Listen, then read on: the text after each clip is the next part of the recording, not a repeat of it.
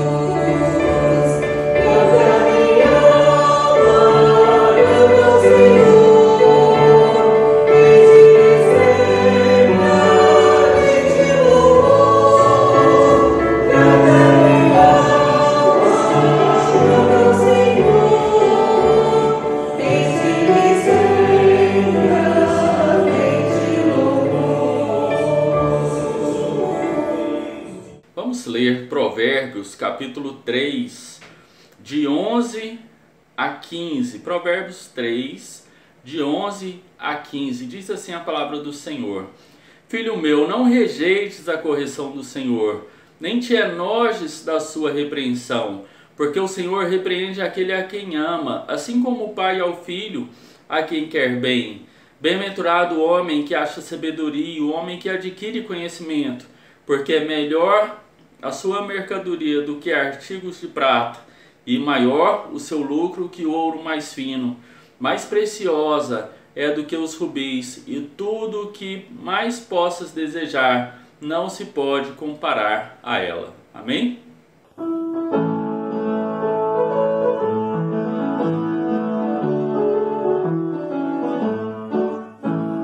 La vida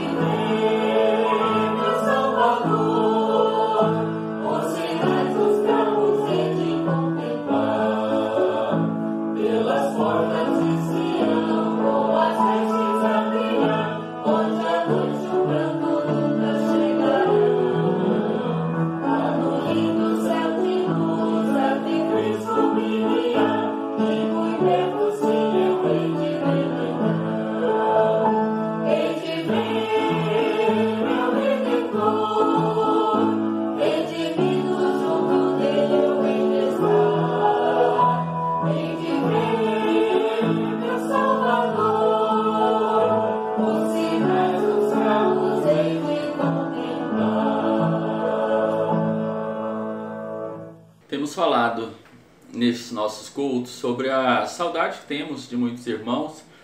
Então, se você quer participar desse momento de intercessão, você pode enviar para nós, para que você possa orar, para que a gente possa te ver, para que a gente possa orar com você e por você.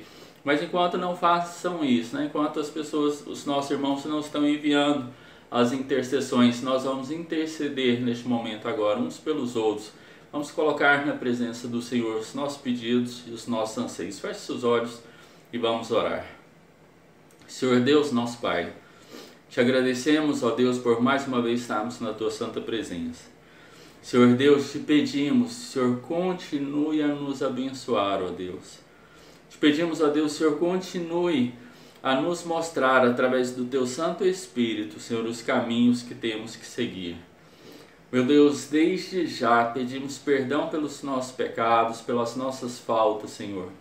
Pois muitas vezes temos nos esquecido de Ti, Senhor, e buscado a Tua presença somente quando as aflições nos batem à porta, Senhor. Perdoa-nos por isso também, Senhor.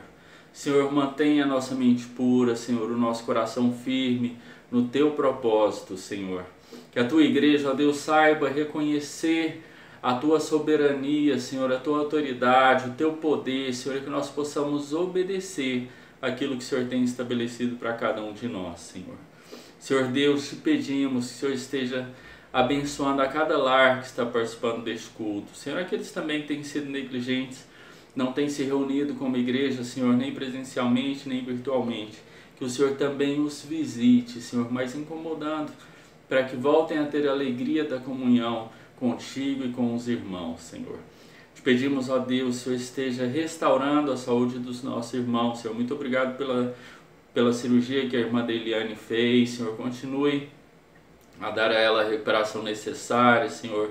Te louvamos também, ó Deus, pela recuperação da irmã Maria de Fátima, Senhor. Te pedimos, Senhor, pela vida da irmã Sandra, Senhor, que o Senhor venha a curar, meu Deus, ela dessa infecção que está sofrendo, Senhor, que os antibióticos possam fazer efeito, ó Deus, e que possa ter a sua saúde restaurada, Senhor.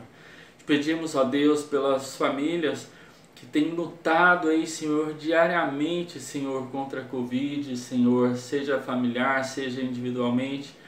Ó meu Deus, que a Tua mão de poder, Tua mão curadora, Senhor, esteja restaurando, fazendo milagre nessas vidas, Senhor. Te pedimos, ó Deus, ainda, nesse mês, Senhor, de outubro, Senhor, mês onde nós buscamos, Senhor, a conscientização, Senhor, da prevenção do câncer de mama, nós estamos aqui para te pedir, ó Deus, que o Senhor esteja visitando, que Teu Santo Espírito visite neste momento, ó Deus, cada leito de hospital, Senhor, cada pessoa que tem essa doença, Senhor. Seja câncer de mama, seja câncer de próstata, Senhor, qualquer outro tipo de câncer, ó Deus, nós te rogamos neste momento que o Senhor venha restaurar a saúde dessas pessoas, Senhor. O Senhor venha, ó Deus, fazer com que cada medicamento, cada quimioterapia, radioterapia faça efeito, Senhor, nessas vidas. Ó Deus, dê ânimos a elas, Senhor. Esteja visitando essas pessoas, Senhor, através dos nossos irmãos em Cristo, através das nossas vidas, Senhor. Que essas mensagens, que os nossos sermões, que os nossos cultos possam chegar aos hospitais, Senhor, levando mensagem de esperança aos aflitos, Senhor. Que elas sejam curadas, ó Deus, no nome poderoso de Jesus, Senhor. Esteja, meu Deus, tocando nessas vidas, Senhor. Que eles possam ter a recuperação física e também a recuperação espiritual, ó Deus. Esteja visitando, ó Deus, a cada um desses lares, Senhor, que tem passado por esses momentos difíceis, que tem pessoas, Senhor, ali já no quarto, na sua residência, Senhor, sem esperança, Senhor, esperando para o Senhor chamar, Senhor. Esteja, meu Deus, dando conforto a cada um desses lares, Senhor. Te pedimos, ó Deus, Senhor, esteja dando sabedoria aos cientistas, Senhor, para que providenciem as curas, Senhor. Sabemos que há muita evolução, Senhor, há muita evolução de tratamento, de diagnóstico, Senhor, mas necessitamos, Senhor, da cura, Senhor.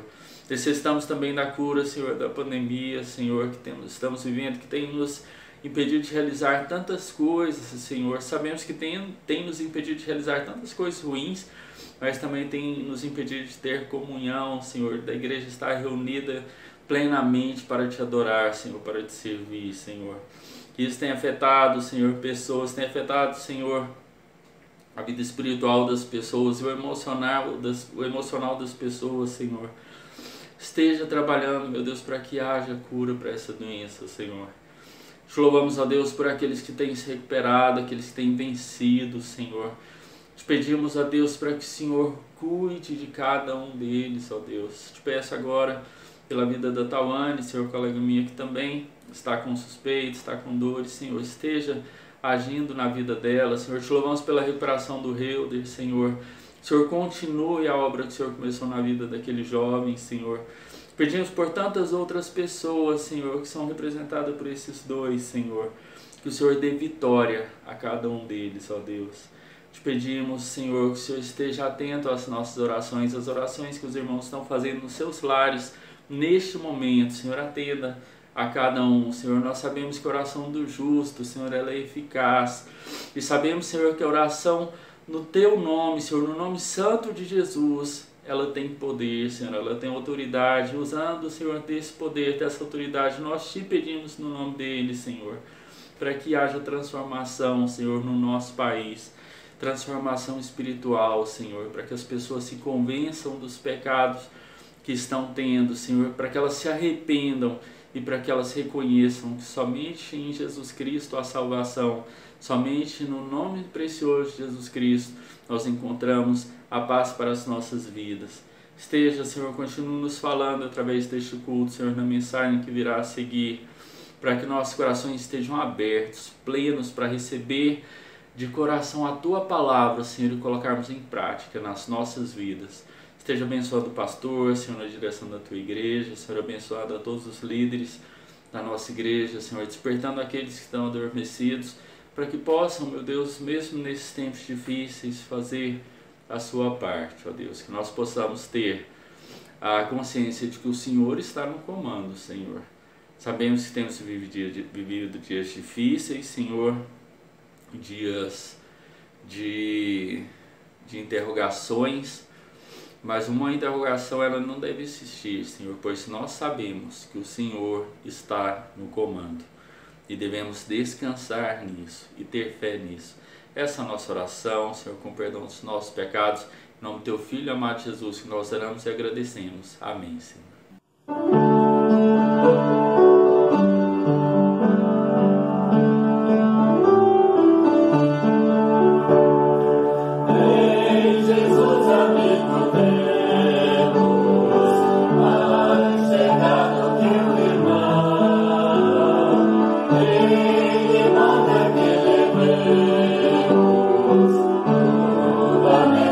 Oração,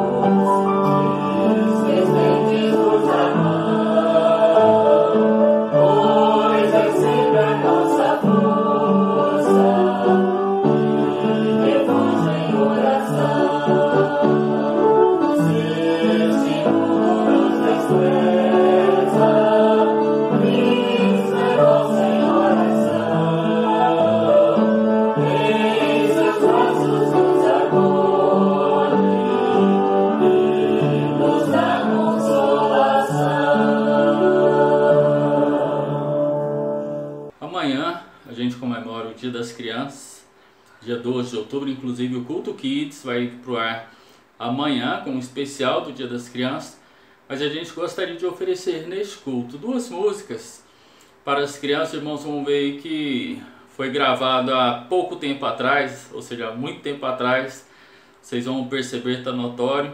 Mas é a nossa homenagem às crianças, cantando de uma forma descontraída, para que Deus esteja abençoando a cada uma das nossas crianças, as crianças da Igreja Batista Vida e Paz, as crianças que têm acompanhado os nossos cultos, porque não as crianças de todo mundo que tanto necessitam das nossas orações, da nossa orientação. Louvemos ao Senhor. Cristo fez os peixes para o rio e o mar. Cristo fez os peixes, pô-los a nadar. Como brincam na água até o fundo vão. Vejam como lindos, sem cuidado eles estão. Um é pequenino, outro bichão. Um é papa terra, outro tubarão. Como brincam na água até o fundo vão. Vejam como sem cuidado eles estão.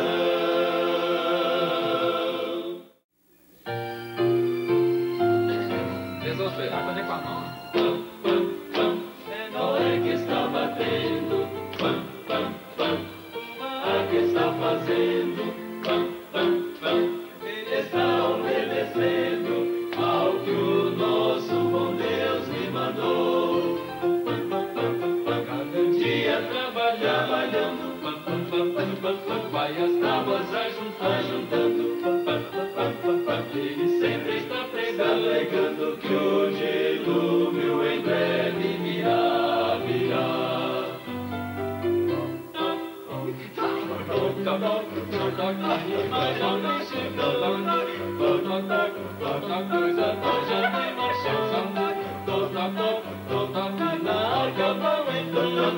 Eles querem das águas fugir. É Noé que está batendo. A que está fazendo.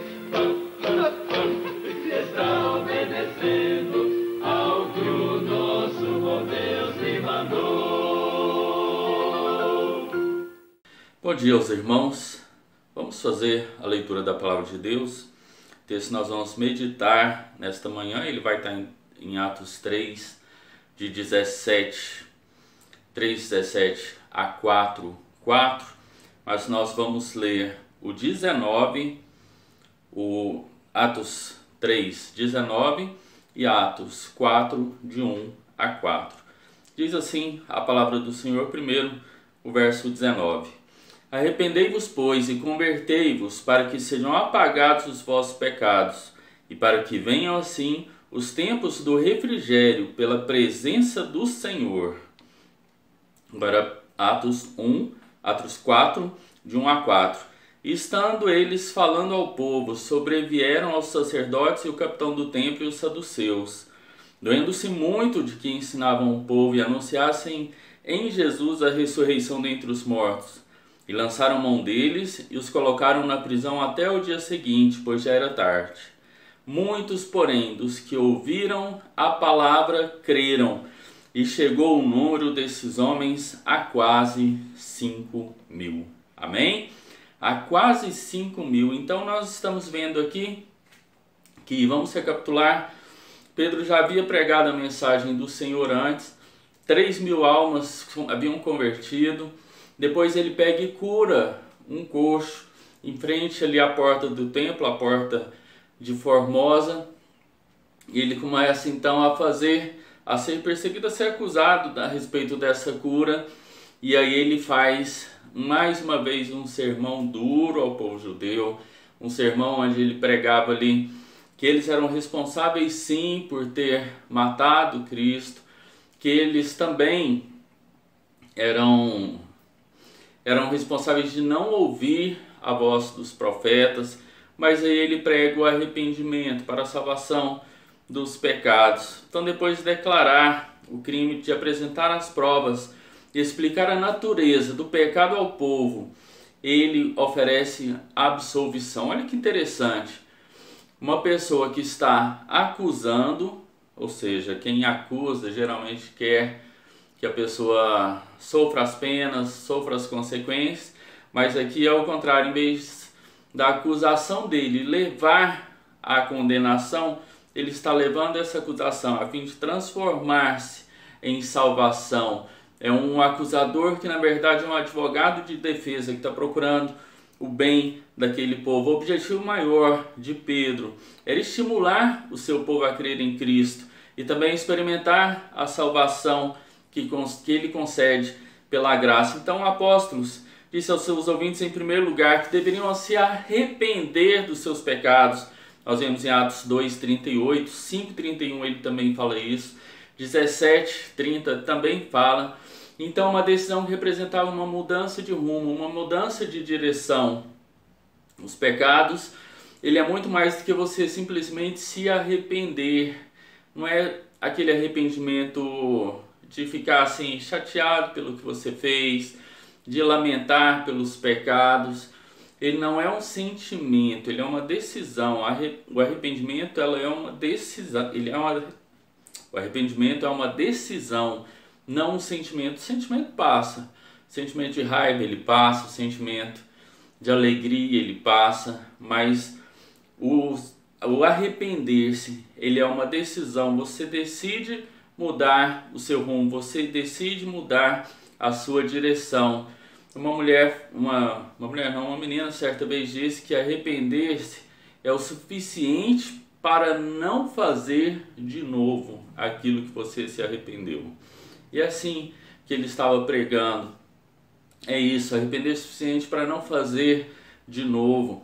O falso arrependimento ele pode passar, ele é apenas um pesar, um sentimento momentâneo. O arrependimento verdadeiro, ele é eficaz para a nossa salvação, para o reconhecimento dos nossos pecados. E arrepender-se também não é fazer penitências, não é ficar se punindo, se sofrendo com isso, a fim de fazer um sacrifício especial a Deus. Esse sacrifício já foi feito em favor de nós. Então, o verdadeiro arrependimento, ele implica em reconhecer as palavras de Deus, que elas são verdadeiras, e por isso deve transformar as nossas vidas também de maneira verdadeira, e mudar a nossa visão de como enxergamos o pecado, de como enxergamos o Salvador. Então a mensagem de arrependimento não era novidade para os judeus.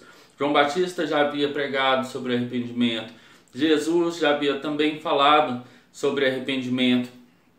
Em certo sentido, o arrependimento ele é uma dádiva de Deus. É o dispositivo que Deus nos dá de alerta para nós vermos a vida que nós estamos tendo e aí ter uma mudança. E Pedro estava falando isso ao povo. Pedro estava levando isso. A pessoa que se arrepende com sinceridade, ela não tem grande dificuldade em depositar a sua fé no Salvador, em colocar o seu amor no Salvador, porque ele reconhece a sua condição de pecador e ele reconhece também a necessidade de obedecer à voz do Senhor. Em segundo lugar, deveriam ser convertidos, ou seja, mudar de rumo, exercitar a fé salvadora em Cristo Jesus. A mensagem bíblica ela consiste no arrependimento, no verdadeiro arrependimento com Deus e a fé no Senhor Jesus Cristo. As duas coisas andam juntos, arrependimento e fé. A menos que nós não deixemos os nossos pecados, nós não podemos crer em Jesus. Se nós não arrependermos, nós não podemos crer em Jesus. Infelizmente, alguns pregadores têm se esquecido disso, de pregar sobre arrependimento e sobre fé, sobre salvação. O evangelismo equilibrado, ele apresenta tanto um quanto o outro aos seus ouvintes. E Pedro anunciou o que aconteceria caso eles se arrependessem, caso se eles voltassem para Jesus, seus pecados seriam cancelados. Eles viveriam tempos ali de refrigério na presença do Senhor.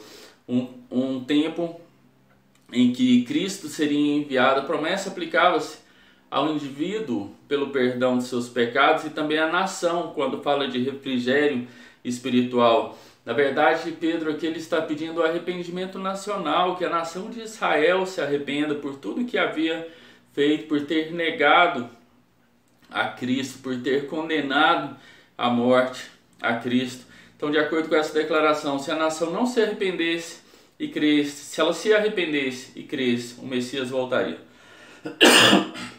e estabeleceria seu reino prometido. Mas nós sabemos, e Deus já sabia, a nação não se arrependeu. Por isso, a mensagem foi transmitida aos samaritanos, aos gentios. A mensagem chegou até nós porque a nação de Israel não se converteu, não se arrependeu.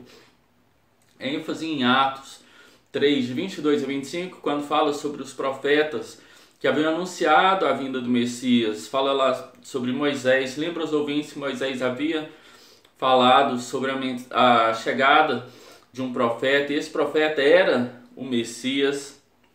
Não obedecer a esse profeta, ou seja, não ouvir a esse profeta, era sinônimo de condenação, e foi o que o povo fez. Não obedeceu, não ouviu a Jesus Cristo. E Moisés não foi o único a prenunciar a vinda de Jesus Cristo, pois todos os profetas eles deram o mesmo testemunho sobre a vinda de Jesus.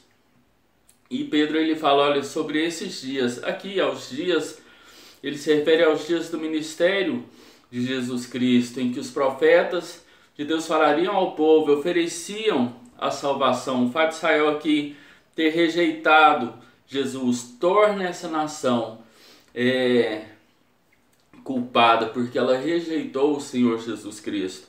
Então eles eram os filhos da profecia, os filhos da aliança, quando Deus chamou Abraão, com ele e seus descendentes, uma aliança incondicional para ser estabelecida, segundo as quais as nações seriam abençoadas por meio deles. Gênesis 2, de 1 a 3 fala sobre isso. Então essa promessa se cumpriu quando Jesus Cristo veio ao mundo. A mensagem do Evangelho foi transmitida primeiro aos judeus, o povo escolhido para ser abençoado por Deus.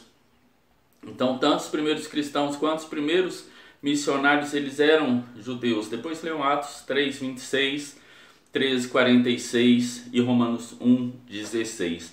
Importante observar, porém, que Pedro não permitiu que essas bênçãos nacionais sobrepujassem a responsabilidade pessoal que cada um tinha ao ouvir essa mensagem. Deus enviou Jesus Cristo para cada um deixar as suas iniquidades. Então não é porque eu estou pregando a igreja, não é porque que nós estamos falando a muitas pessoas que nos acompanham que a responsabilidade é coletiva, a responsabilidade ela é individual pelos pecados. Deus enviou Jesus Cristo para cada um deixar as suas iniquidades. Atos 3, 20 fala sobre isso. O arrependimento nacional, ele depende do arrependimento individual primeiramente. Cada um vai se arrependendo, vai se tornando um grupo maior, e assim o arrependimento nacional. Pedro se dirigia a uma grande multidão, mas personalizou ali a sua aplicação na sua mensagem. A sua mensagem, interessante que produziu dois opostos. Olha o que a mensagem de Pedro produziu. Cerca de 2.000 judeus foram acrescentados, creram e se converteram. E os líderes religiosos, ao contrário, rejeitaram a mensagem, tentaram calar a boca dos apóstolos. Vemos aqui o começo da perseguição sobre a qual Jesus havia advertido seus seguidores, lá em Mateus 10, 17 e 18, Lucas 21, 12 a 15, João 15, 18 e João 16, 4. Então não é de surpreender que aquelas pessoas tinham rejeitado a mensagem de Pedro, mas o que os líderes tinham rejeitado, inclusive os saduceus, porque eles não criam na ressurreição do corpo humano, como diz Atos 23, 6 a 8. A declaração destemida de Pedro ali sobre Jesus Cristo, que ele havia ressuscitado dos mortos, é totalmente ao princípio dos saduceus. Então, se o povo começasse a crer nessa mensagem, eles seriam questionados, a teologia deles seriam questionadas, o povo se levantaria contra eles. Então, em vez de examinar as evidências e aceitar a verdade, eles preferiram encarcerar Pedro e João. Mas mesmo assim, 2.000 vidas creram em Jesus, se juntaram aos cristãos em Jerusalém. Então, nessa sessão que nós vimos, nessa mensagem, nós temos aqui pelo menos 7 pontos que é interessante lembrarmos através do que nós vimos. Primeiro, Deus é longânimo com os pecadores. Deus não suporta o pecado, mas Ele é longânimo com os pecadores. Os líderes haviam rejeitado a Jesus, haviam rejeitado o ministério de João Batista, mas Deus deu a oportunidade deles se arrependerem, deles se converterem, deles serem salvos. Eles haviam negado e assassinado o próprio Messias. Entanto, Deus reteve o seu julgamento e enviou o Espírito Santo para tocar no coração daquelas pessoas. O povo de Deus também hoje deve ter paciência ao testemunhar aos perdidos. Deus poderia ter exterminado aqueles que condenaram Jesus,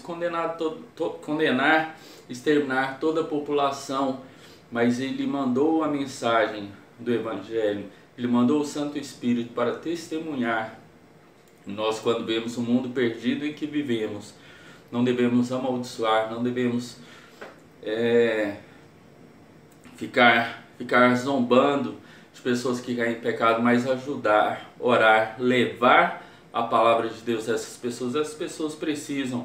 Segunda prática aqui que nós tiramos como estímulo para testemunhar das nossas vidas através do que vimos nesse texto. O verdadeiro testemunho, ele inclui más notícias, o pecado e a culpa, mas também as boas notícias, a salvação pela fé em Cristo Jesus.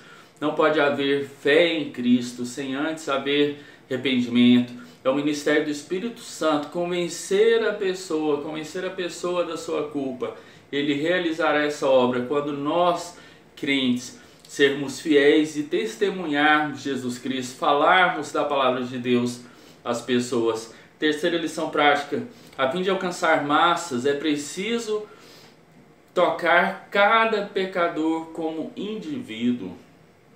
Jesus Cristo, Ele trabalhava com multidões, mas Ele também enxergava cada pessoa.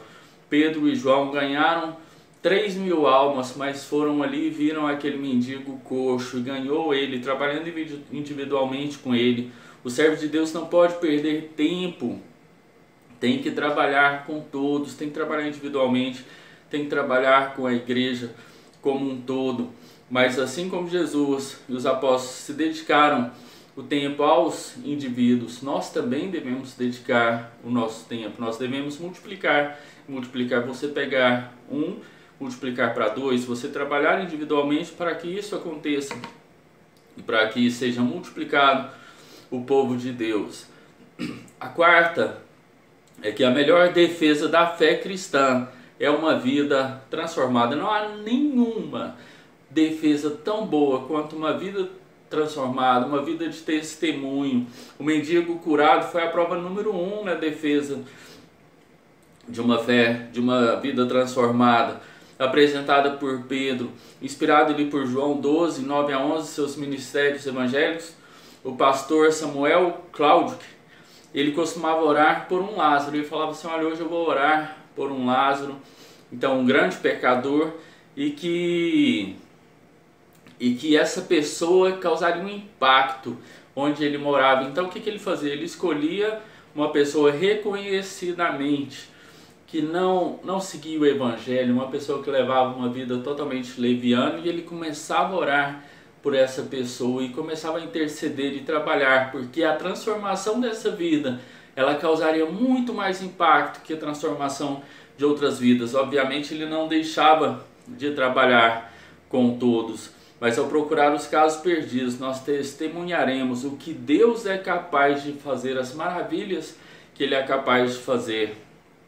Quinta lição prática que nós tiramos: sempre que Deus abençoa, Satanás aparece para se opor à obra do Senhor, para calar as testemunhas. Pedro e João estavam ali agindo, estavam testemunhando, e Satanás usou aquelas pessoas para tentar intimidar, para calar Pedro e João. O mesmo tipo de gente que se opôs àquele ministério também aparece nos dias de hoje. Eles se opõem ao ministério de várias maneiras. Ah, não, eu não gosto, eu acho assim que o ministério ele tem que ser dessa maneira. Não, o ministério ele tem que ser de outra maneira. O evangelho ele tem que ser isso, ele tem que ser aquilo, e as pessoas vão se opondo, falam, não, eu não gosto de culto, eu não vou participar de culto presencial, e também se eu fosse você eu não ia, eu não vou assistir o culto online, porque não é a mesma coisa. Se eu fosse você também não assistia. Através desses cultos, pessoas são abençoadas, através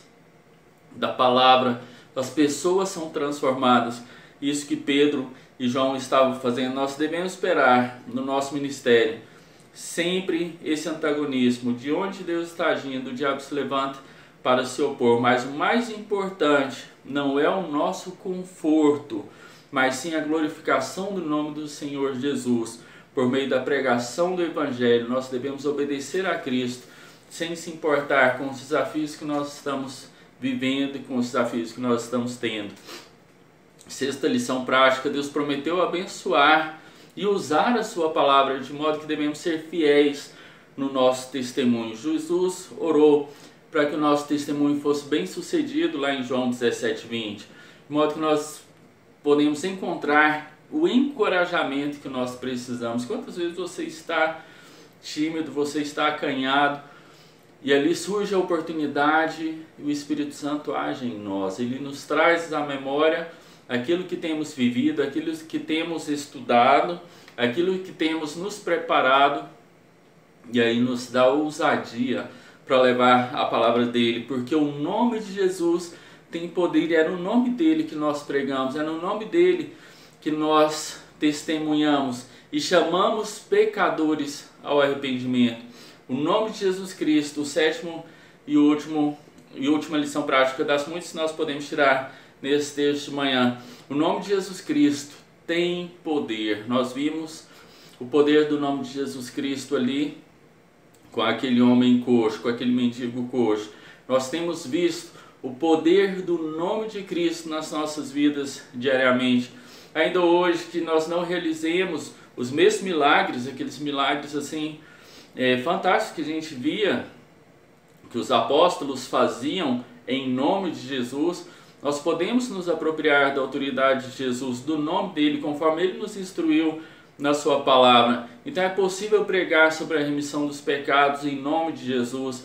É possível que as pessoas creiam e tenham vida em seu nome. Também é possível dar algum copo d'água a alguém em nome do Senhor.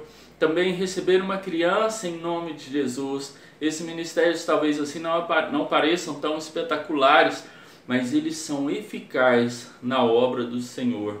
Cada passo, cada coisa que fazemos em nome de Jesus é um avanço do reino. Então nós podemos pedir em nome de Jesus quando nós oramos. Hoje nós fizemos isso, nós temos feito isso, temos orado, temos intercedido uns pelos outros.